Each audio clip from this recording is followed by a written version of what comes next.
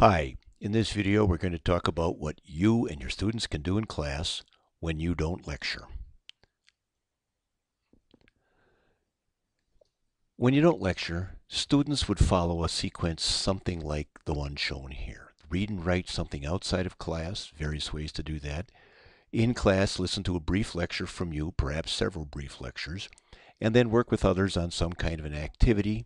In the end, hand in some kind of individual or group paper.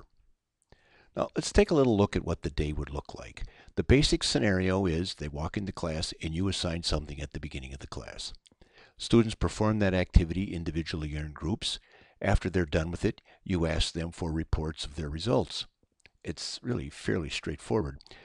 While they're working, what do? Well, walk around and talk to them. Find out where their difficulties are. Find out whether you can push them a little bit on their thinking. Help them with the kind of work that they're doing.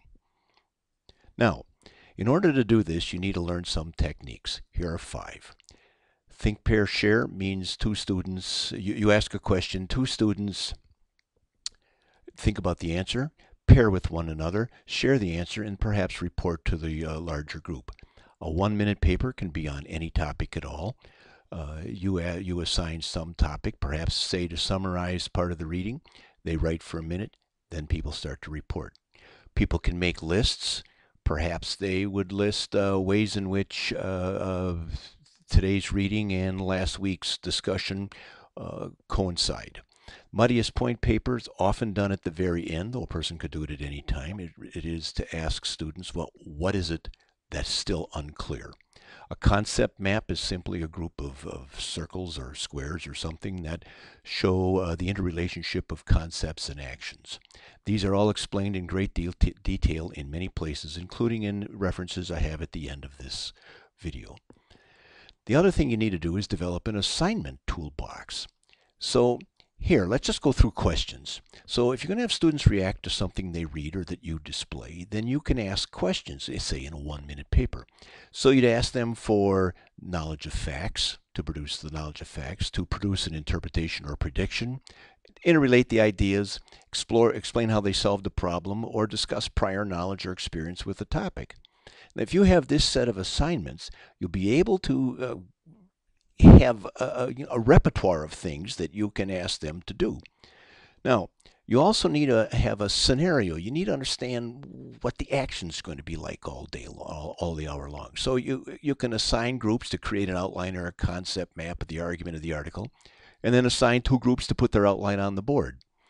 Or you can create groups of 4 and give each a number and get the 1s and 2s. The 1s get together, the 2s get together, and then give them terms.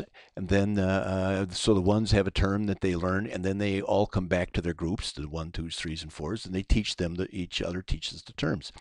Now, you have to develop a set of scenarios like this that go along with the various techniques that you have.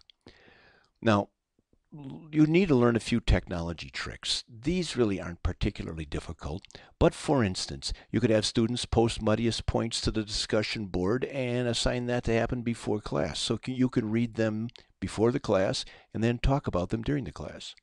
You could provide a short quiz for students to take at the beginning of the class and just project the results immediately. It's fairly easy to do in D2L. And the points that students understand pretty well, don't talk about. The ones that they don't get, that's what you could focus on. You could have groups post the results of their discussions to the Dropbox or the discussion board, and you could require groups to web search for answers to questions that arise in class. All of these provide some way to use some kind of interaction between the technology that we have available to us and the development of learning that the actual is what the class is all about.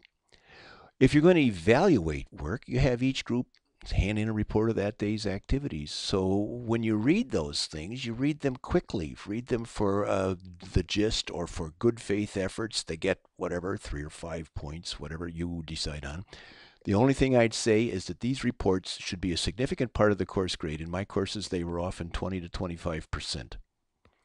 Here are a few sites that you can read over to find suggestions. These 5 are some of the best that I know. I've looked at a lot of these things. I recommend them to you. I hope that you find them easy to use.